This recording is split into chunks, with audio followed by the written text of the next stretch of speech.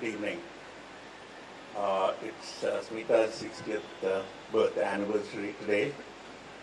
Well, she lived only about 30 years of these 60 years. And the latter 30 years, of course, her memory is very fresh, certainly in my mind and all her friends and colleagues. And I see her other directors here in front of me.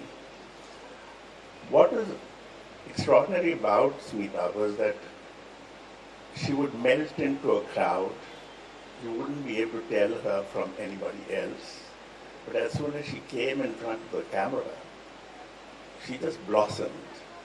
It was quite extraordinary, this blossoming of Smita in front of the camera. Because I remember when I first met her, she was about 19 years of age. She had just made a film with Arun Khopkar, a student film at the FTII. And I saw her and I was struck by the fact that here was someone that had this kind of compelling presence on the screen. And I wanted to meet her. My sound recordist at the time, Hitendra Ghosh, he knew her. He said, of course, definitely you can meet her. She just lives behind your office, actually. So he went and told her that I was interested in seeing her because I wanted to take her in a film. At that time, of course, it was a children's film that I wanted her for. It was called Charandas Chor. And she really didn't want to be in films at all. In fact, it required a fair amount of persuasion, I think, from both her parents to ask her to see me. So when I finally met her, then of course it was much easier. And I put her in Charandas Chor. I wasn't sure how it would work because she was not trained. She'd never done any kind of film except for this little film with Arun Khopkar. And before that, I was told that she had done a little bit of theatre and, dance groups and so on and so forth in different kinds of social situations, social work situations with her mother. But otherwise, she'd done nothing at all that remotely was close to either cinema or theatre. And here she was, when she came and I saw her, the first thing that struck me about her was that she was so grounded as a person. When you met her, you could immediately see that she was extremely grounded. And to me, that was the most important thing.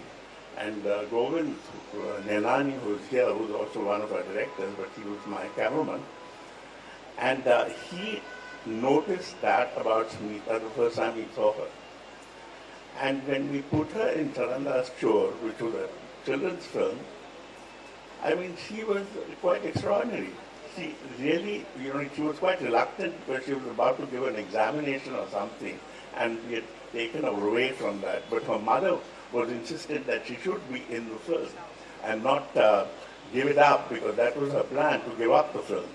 But after that, of course, there was no problem about her being in the film half, which we made called Nishant.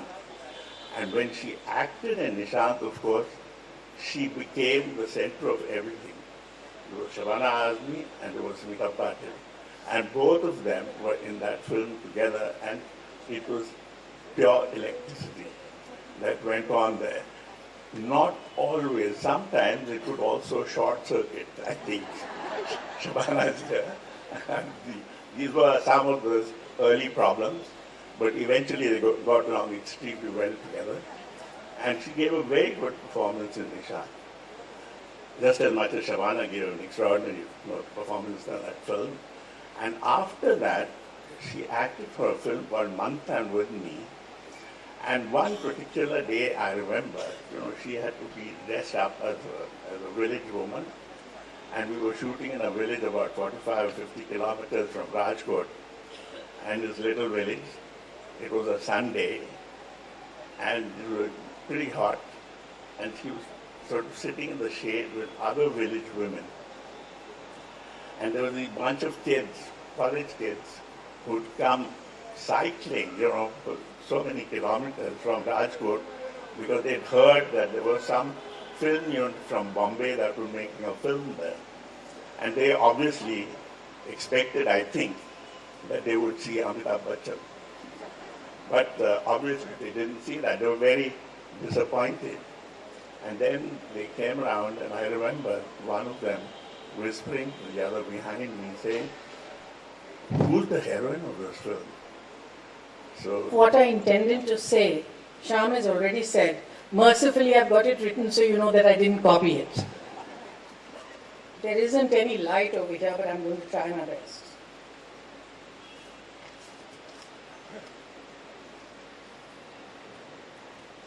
I first set eyes on her in a diploma film of FTII directed by Arun Khokar.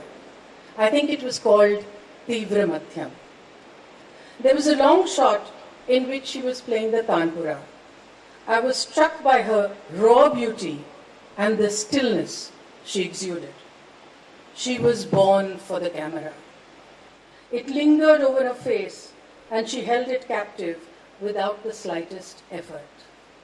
Several years later, I met Smita Patil on the sets of Shyam Benegal's Nishan. It was a difficult role for one as young as her. In the film, her husband, Nasiruddin Shah, falls in love with my character, Sushila, kidnaps her and brings her home. And you had these silent shots of Smita, hurt, resentment, anger, jealousy, and yet unable to see anything because she was trapped in a feudal structure. It is to Shyam Benegal's credit, who understands the complexity of feudal society so well, ably aided of course by Vijay Tendulkar, that in two significant but very small but significant scenes, where Smita comes to offer me food, apparently matter of fact, almost resentful. But she brought a layer of such empathy to the plight of the two women bonded together through a patriarchal feudal society that the tears dropped from my eyes without knowing. That is what the crux of film acting is. It is a collaborative effort in which how well you act depends on the support that you get from your co-actor. I have had the pleasure of working with Smita in Nishan, Arth, Mandi, Poonch Neech Beach, in roles far apart from each other. I felt both challenged and inspired by her as a co-actor. We had so much in common. As I walk up the podium, I think it's Adit, you did that. You made us also emotional. But I'm going to stick to what I'm supposed to be doing with my specs, and yes, there is no light here. I'm going to read out a small paragraph from a little piece that I've written in the book. When I did Fire, my first film that was released, I was often compared to Smita Patil. I didn't even dare take it as a compliment, as I felt the similarity ended with the color of our skin.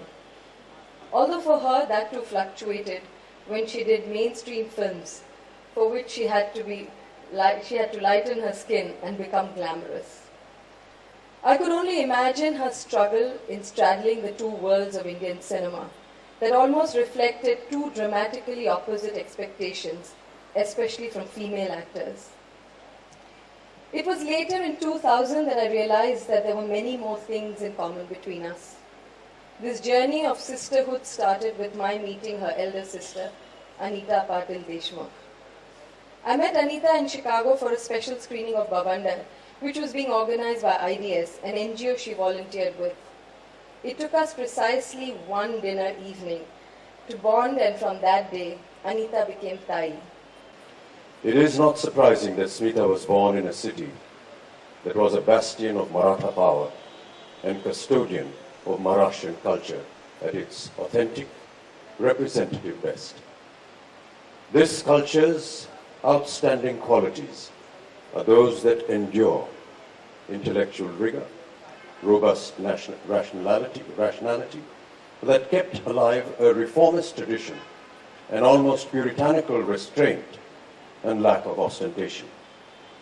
Here, the grace of cultivated austerity was the perfect match for sturdy pragmatism. Smita's parents, Vidya and Shivaji Rao Patil, are heirs to this, or to these essential virtues. Thank you. Thank you, Mr. Bachchan, and we couldn't have asked for a better way to end the evening than a reading by him. As we come to the end of the evening, I'd like to thank